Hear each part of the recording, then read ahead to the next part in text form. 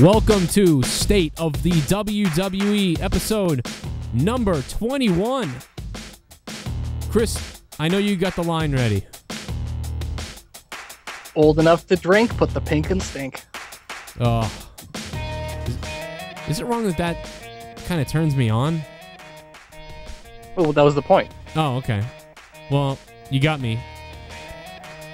Man, that music is terrible. Thanks, YouTube. It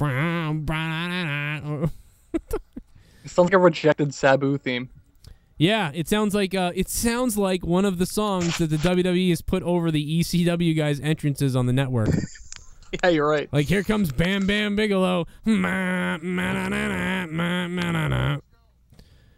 man, the only good theme in TNA history is I think the Beautiful People, but I like Kurt Angle's too. And maybe AJ's too. Maybe AJ Styles was pretty good. Those three songs sound like songs where I feel like every other song on the TNA roster just sounds like I don't even know what the songs are. Jeff Hardy's were okay. Well, they were listenable. Well, the ones he recorded, the ones he made? Yeah. That's debatable, but okay. But well, I will say they sound different. It sounded like songs, at least. They sounded like something. They sounded different than the other song things. Anyway, it's the WWE State of the WWE 21. Number 21. We've been doing this 21 episodes since August, I believe August 1st or around that time. You know, it's funny, I went back and I want to welcome you guys. Thanks if you're a new subscriber. Sit back and enjoy this hour or whatever it's going to be of talk about WWE and what's going on. WrestleMania, we got news on John Cena, Nikki Bella stuff. You know what I mean? The triple threat, Daniel Bryan beating Triple H, getting on to the main event, how it's going to be done. Hulk Hogan, did they announce this thing too early for Daniel Bryan? Some people didn't like that. There's a lot of things to really talk about. But, you know, funny enough, I went back and watched the first State of the WWE I did. And I just called it, I just was making one video, and I called it State of the WWE. And I kind of ranted and said, I'm done with wrestling, and I'm done with this, and I'm done with everything. And that was January 2013. And I started doing hockey talk and stuff right after that. And then it's just funny to go back and listen to that, and I'm like, I'm done, and all these things. And, so what sucked you back in? Well, I don't know. You know, I don't know 100% what got me back into it. But I made a few videos about wrestling here or there. I just couldn't stop, I guess, is what it was. But I wasn't really going that hard. But then when you came on to do the Wyatt thing, I got interested. I think I got interested again around that because of that. I was interested to talk about the Wyatt angle with you, and then we did that. And then after that, I just wanted to continue, and then we decided to continue. And now I've been interested in it ever since that. So it's funny. We have come this whole way. But it's been a while since we talked to you. You weren't here for Raw because your house flooded. Right. Which was bullshit. Which is crazy. I'm glad that wasn't me. And glad I don't have carpet. Yeah, well, now you're getting it, though. So what's up with that? Why would you get it if it just flooded? Oh, I'm getting carpet for my garage because I'm setting my garage up as a theater. Oh, yeah, that's right. To watch WrestleMania. Okay. Yeah, it's unrelated. I want to clear up something for Xbox people real quick. Xbox, I was sent emails by WWE saying that, oh, just fix, you know, we're going to have this fixed. And then they said they did, and it started working. But it still sputters everywhere, and the streams don't look good. It looks like it's HD, but it skips and everything. Like it can't handle it. And not only that, but there's tons of missing pay-per-views.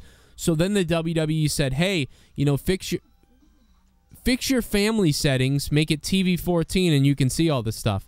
But I have my family settings off, so there's nothing I can't watch. There's no ratings. And all the stuff is still missing. And then I turned on ratings and turned it to TV 14, still all missing. So someone said I was lying or something one day. I'm like, I'm not lying. I just said what WWE said. And then I went and did it and realized it's a lie. WWE is still fucked up. Xbox is still messed up. And WWE lied and have not even emailed us back to be like, hey, we fucked up or this is still wrong. Did you try uninstalling and reinstalling the app after you changed your settings? No. I mean, maybe I will. Maybe I'll try doing that, but I'm fairly aggravated by the experience on Xbox Just another I'd negative. be pissed if I had an Xbox instead of a PlayStation because I've been watching it nonstop on my PlayStation. Well, and if I don't know if I was paying for it right now and I wasn't able to watch it on my main system that they said it would work for, I'd be just as pissed as you are. Yeah, I'm pissed because I have to hook up my PlayStation now, and that thing is like a ghost. You know what I mean? Now I got to go hook up this fucking, just irrelevant system to my TV. PlayStation 3 is useless to me. I mean, PS4 will be useful to many people, but I've got the Xbox. There's no need to put the PS3 there, so it's stupid.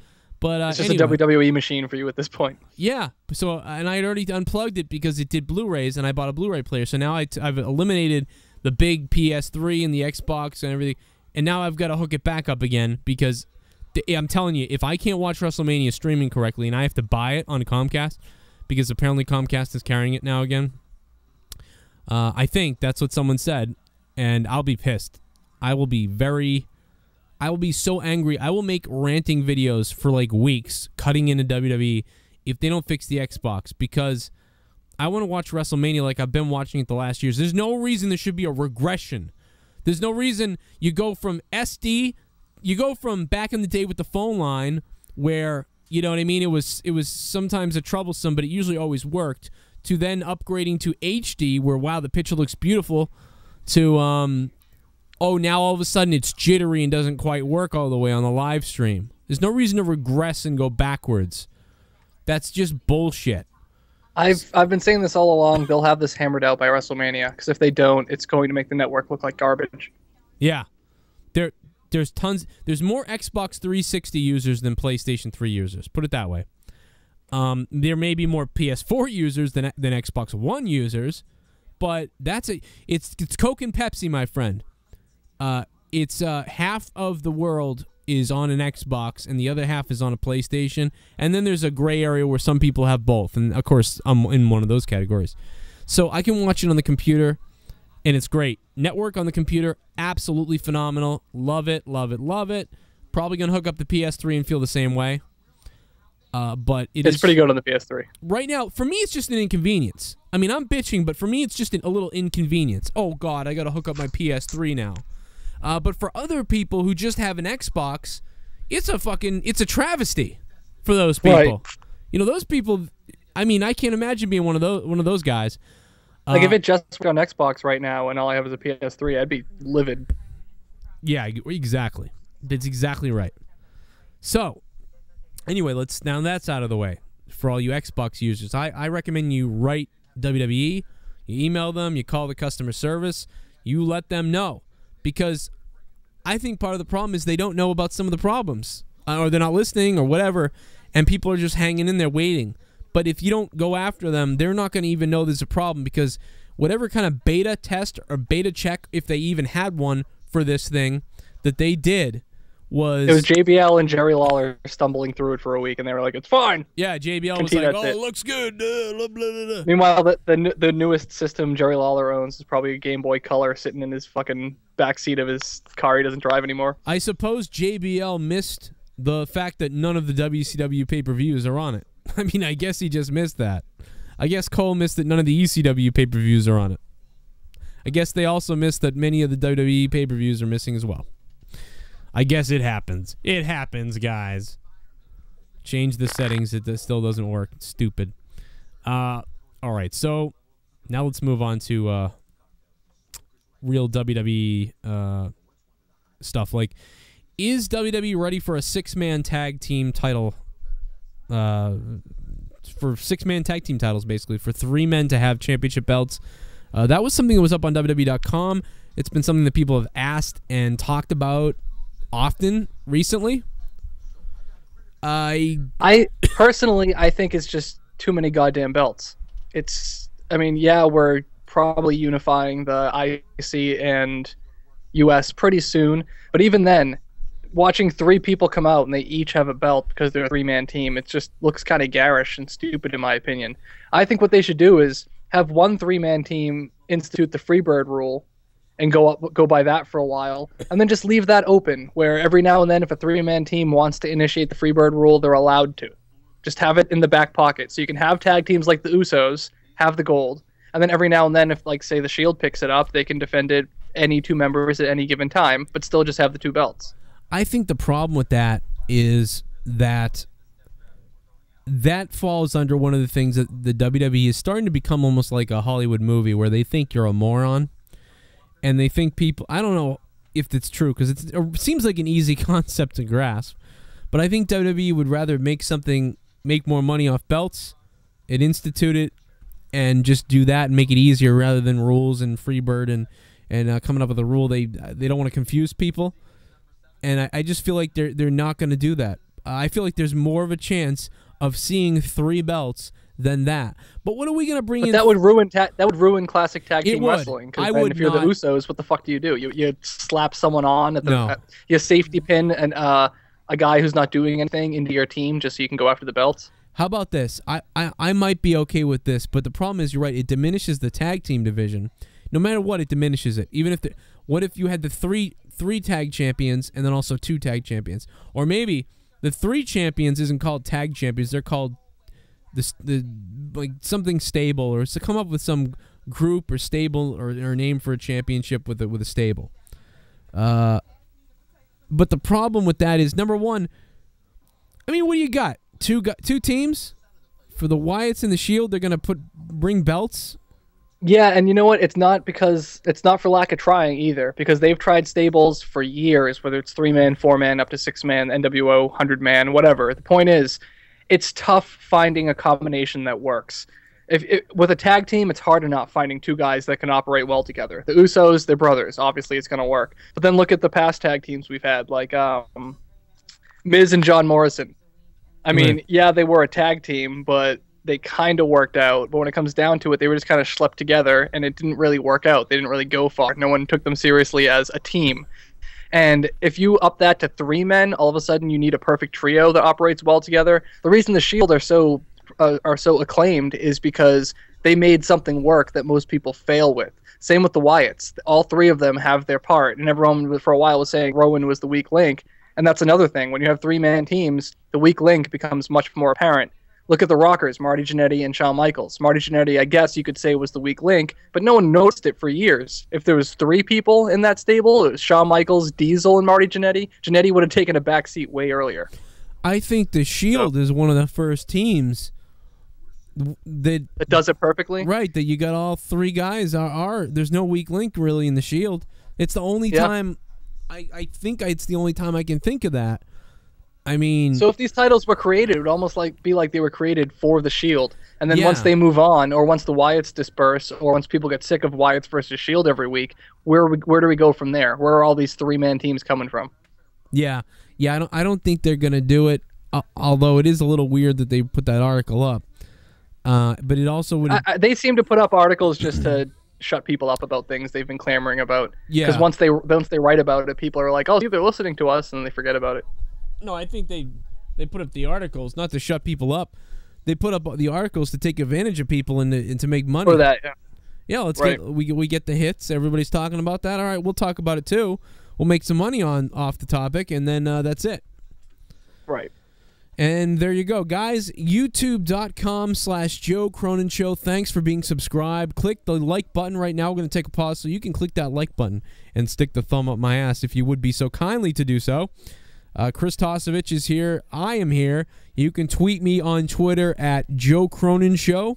You can go on your PC, on a computer, to youtube.com/Joe Cronin Show. And then at the top right, sort of the top right, you'll see the link to my Google+, Twitter, the tiny little icons, Facebook, Instagram, and all the way to the right in a green, you'll see that Spreadshirt green heart icon.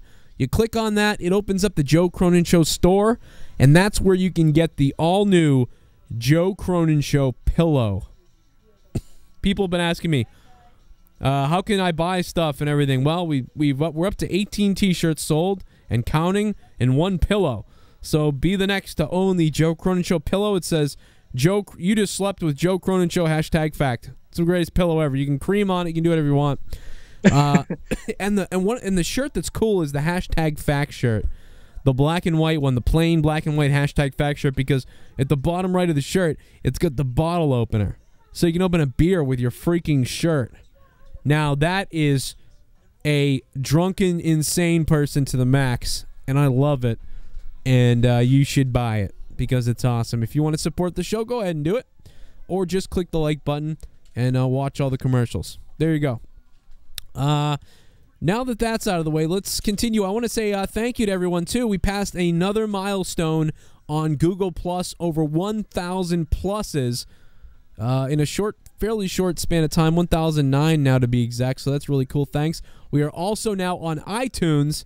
I want to thank everyone who went on there and reviewed the show on there. It's helping the popularity just go up and up. New episode should be up soon. Go to iTunes and type in Joe Cronin Show, all one word together, Joe Cronin Show, and review, rate, and subscribe to the podcast. That helps out too. Thank you guys. And give us 5 stars on iTunes. That'd be perfect. Yeah, we want 5-star. 5-star frog splash for RVD. Here we go. All right, so let's Carlos Colon in the Hall of Fame. That's very cool. I like that. I like that. Somebody mentioned that they didn't think that Scott Hall was going to go in still. Now it doesn't look like it, but this is one of the most epic Hall of Fames. I mean, this is the most epic ever. I say it's fine if Scott Hall doesn't go in this year, as long as he goes in next year or the year after. That way they can kind of stretch it out and have DDP show up with Jake the Snake and make it all about Jake, and then another year make it DDP all about Razor, and then that way it would make more sense because you wouldn't have them having to share the spotlight, because obviously everyone has to share the spotlight because there's more than just one inductee. But when they're kind of like lumped together like that, the 2 losers who almost died from drugs, and here they are with DDP, it makes it almost more about DDP than them. You know what I mean? Yeah, I get what you're saying. But if you spread it out and then it's DDP inducts Jake the Snake, then DDP, or maybe even Kevin Nash inducts Scott Hall, then it looks more like, okay, they got there on their own merits, rather than DDP came in and saved the day and brought these 2 schmucks with him, you know? That's funny. That's awesome. I didn't think about that. I think you're right. They may stay away from him because of that reason. What else? WrestleMania. Let me get to that. I tried to go over to the website and check out the matches, because usually they have the card listed. They don't have the card up right now, I don't believe. You can find it on like Bleacher Report, and some other websites put up the list, but yeah, I don't know why they haven't officially put up their list yet. I think maybe because things can still change. I take it back. They do have it. They just don't have it in their regular way. Oh, okay. So first they list the Over the Top Rope WrestleMania Battle Royal, and then of course they list the Yes Movement fights the Authority, Daniel Bryan and Triple H. Then they list the Righteous and the Wicked, John Cena versus Bray Wyatt. And that's all they have listed right now, those 2 matches. Because that's the 3 matches. And those are the 3 matches we know about, right? I'm not missing anything. The rumor is Big E versus Dean Ambrose. Oh, okay. Well, I'm not looking at rumors, but you're right. That I would like to see those belts unified at WrestleMania. Is that what you're saying is going to happen? Yeah. But then where would that leave Roman Reigns and Seth Rollins is the other question. Maybe they can go for the tag team belts against the Usos. If Road Dogg's not healed by then, yeah. Yeah, I'm not convinced now it's going to be the Outlaws. I mean, I obviously was convinced the Outlaws when they had the belts. I'm not as convinced now. But now the Usos have won, yeah. Yeah, I mean, they were supposed to... That was what no doubt was going to happen until Road Dogg got hurt. Right. But... I mean, it made sense, too, because they had to get the belts off the Rhodes brothers, which that's another rumored match, Goldust Cody, but it doesn't seem like they're doing any work with that whatsoever. Yeah, no, I don't think that's going to happen now, yeah. But they needed heels to take the belts off of Goldust and Cody, and then that way the Usos could bases and win them back. But yeah, you're right, it's weird that they won them that early. Maybe it has to do with Road Dogg's injury, and then New Age Outlaws might be done. Oh, no, I know it has to do with, I'm pretty sure it's Road Dogg's injury. I'm 100%.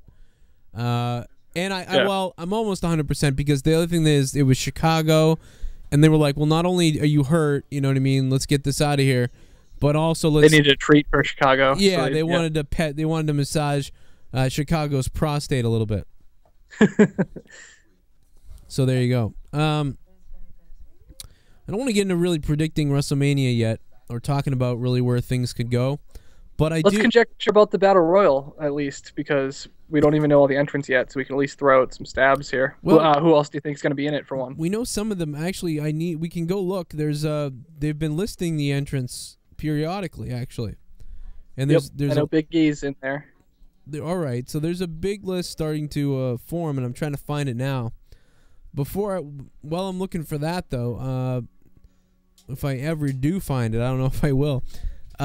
A lot of people have been mad that they gave away the Bryan WrestleMania main event stipulation, almost wishing that Hulk Hogan had made it at WrestleMania, or it had been like a surprise thing. Well, then how are they gonna get the buys? You think they were? So you think they were afraid of it then? You were afraid that I think they needed to let people know well in advance, not just a week before, because they could have stopped tuning in a week before and been like, well, I don't give a shit because I'm not going to order it anyway. They need to let people know while they're still watching, okay, you're going to get what you want, or at least you might get what you want if you order WrestleMania, and we're going to tell you that now so you can save up the $60 to get the network or whatever it takes. Right, okay. And people have already bought 1, 2, or 3 other pay-per-views thinking they were going to get that and didn't. So now they feel like it's almost like Vegas, though, where you want to double down after you lose money, where it's like, you know what, I lost my money. Let me make one more bet, see if I can win it all back and break even. Yeah. And that's what they're counting on, I suppose. But I mean, they also get the network, so there's no. I wonder how the the buys are going to be so interesting if they're still carrying it on pay-per-view, which I believe is what's happening. That is going to be weird. Comcast was like, no, we're done. Now they're going to do it. I don't know. I'll tell you what it does open the doors for is for like independents or anybody who wants to put anything on pay-per-view on television. They got to be desperate to make some money, right? I mean, that is a huge hit that they're taking. I mean, you're talking 1 million buys at WrestleMania and the 1 million buys throughout the rest of the year that they're losing out on. That there's like 10 million buys. How are the wrestlers getting paid based off that? Because everyone's been saying, like, one of the big things CM Punk may have left for is because they left it up in the air for the talent about how they're going to get bonuses and pay-per-views now that it's not going by sheer buys of the pay-per-view itself. And everyone's, well, I don't know about everyone, but a lot of the dirt sheets have been talking about how they find it strange that no one's been asking Vince McMahon these very important questions when it has to do with how much money they're making. But at the same time, I mean, if no one's, in an uproar about this, then it can't be too bad. They must be still promising them something. Maybe they're going to give them a bigger cut of merchandise? Yeah, that could be too. That's a good example. They're like, okay, well, you're still going to be working for you, and if you're on a pay-per-view, more people are going to buy your merchandise when they go to the pay-per-view to see you, so you're still making your own money, which is still in the contract. We're just going to up the percentage so you shut up about the pay-per-view bonus. Yeah. That is very interesting. I didn't even think about that. Just trying to finagle myself out of the corner. I was laying down. All right, so the Battle Royal. I still haven't found the entrance yet, but they've been listed all over the place, and I just can't find it. Cesaro is rumored. He's the only one who is rumored but hasn't officially joined in yet, and I'd like to see Cesaro win it. Or a big guy, because it's the Andre the Giant Memorial. So even if Big Show won it, which sounds kind of lame on paper, it'd be kind of cool if the first Andre the Giant Battle Royal winner, if this is going to be a tradition, would be a big guy like the next Giant, which was Paul White himself, Yeah, I mean, he's the obvious one. Okay, so I'm looking, so far what I see confirmed is Curtis Axel, Dolph Ziggler, Ryback, Fandango, Big E Langston, and Alberto Del Rio. Right. And I mean, it's getting pretty star-studded, which is interesting because normally when you see a battle royal like this, it's a lot of filler. And I guarantee if it's 30 men, we will see a lot of filler. But it would be cool if you really start seeing stars fill it up, and someone like Dolph Ziggler were to win, it would look a lot better than just winning any other normal Raw Battle Royal, Yeah, he gets a trophy. I feel like I'm worried it's gonna be someone like Fandango's gonna win it or something, but I hope not. I hope they treat it more like King of the Ring, where like they can brag about it for a year until someone else wins it. You know what would have been cool is if there was like a stipulation in it for next year's Royal Rumble, they get number 30 or number 29, not number 30, number like 28 or something. That'd be cool. Or, I never. Or if they get a guaranteed spot in the next Money in the Bank match. Yeah, that's better. I like that. I never liked when they said, "Oh, you're guaranteed you get number 30," because that's stupid. Because now you know what number 30 is, and it's like there's no surprise. Right. And we want to be surprised so we can boo the shit out of Rey Mysterio. Yeah, I was gonna say, or when Rey Mysterio comes out number 30, people can be almost ready to just kill him. I feel bad for the guy. Speaking of him, his merchandise has dropped off quite a bit. I mean, I blame how they're using him. Well, not just that, his mild injuries and his time off he's taking. He's not there enough. I don't know who to blame, to be honest. I mean, I don't want to. I blame him a little bit. I blame WWE a little bit. I blame both, to be honest. Yeah. I think it's mostly WWE now. Is just like, here, Ray, go sell some masks, and that's about it. And Ray isn't even able to do that because he just keeps getting hurt. Ray's probably just like, okay, well, I'll go sell some masks, but that's it because my leg really hurts, and I'm kind of almost done with this. I've been doing this since I was like 10, you know? I don't know. Right. I don't know if that's the way he feels. I don't know. We should probably ask Conan. Conan knows more than we do. That's true. But I just hope. I don't know what's going on or what's going to happen. How much longer Rey Mysterio is going to be in WWE? But I would like to see one final push with him. Even, you know what I would love to see, which I wish they would do at some point after Big E and everything.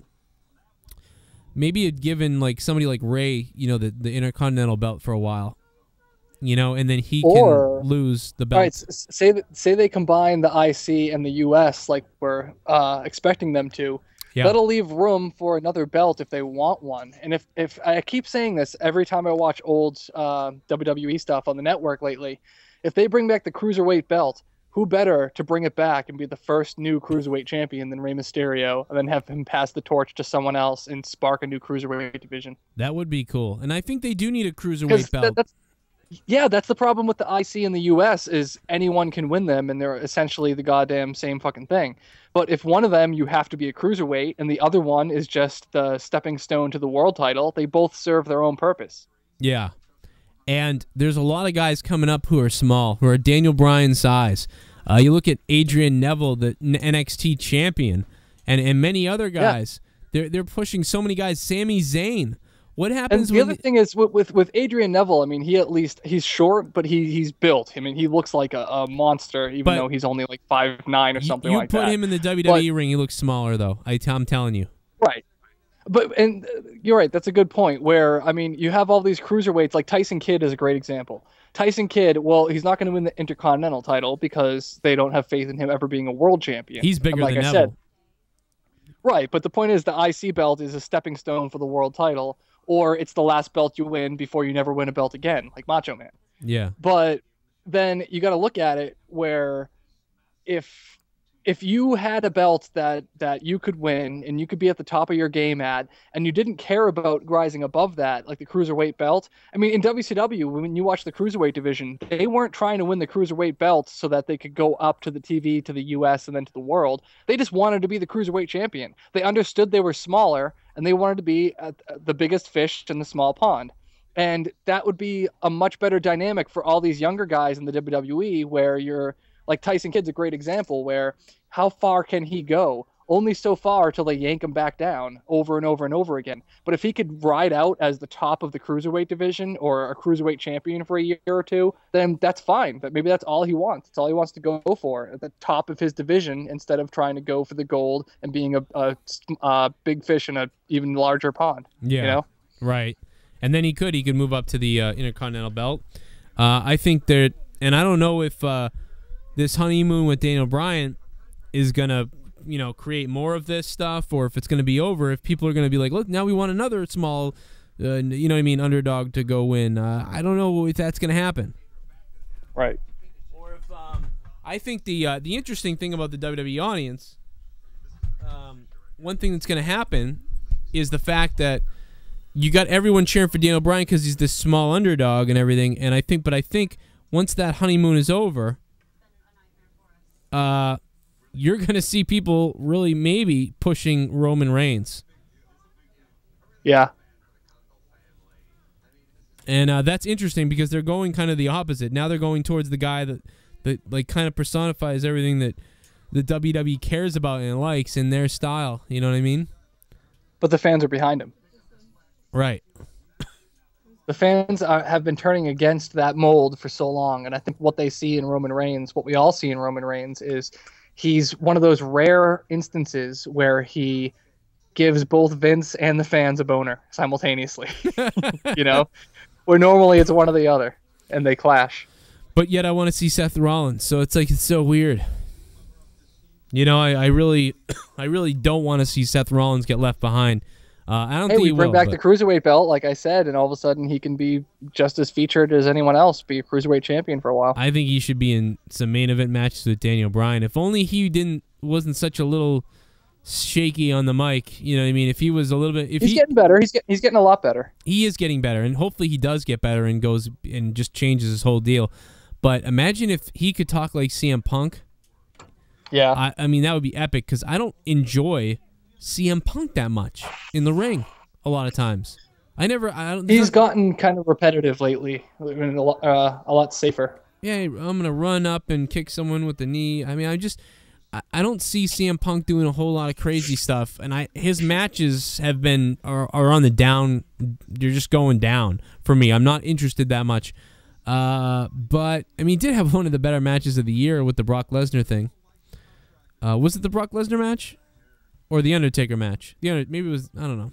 The Undertaker was one of his best matches. So he's just on the down. He's downgrading a little bit. So someone like Seth Rollins, who's had some of the best matches of the year and looked the best in matches. He looked the best with Cody Rhodes and Goldust. He's looked awesome with Daniel Bryan.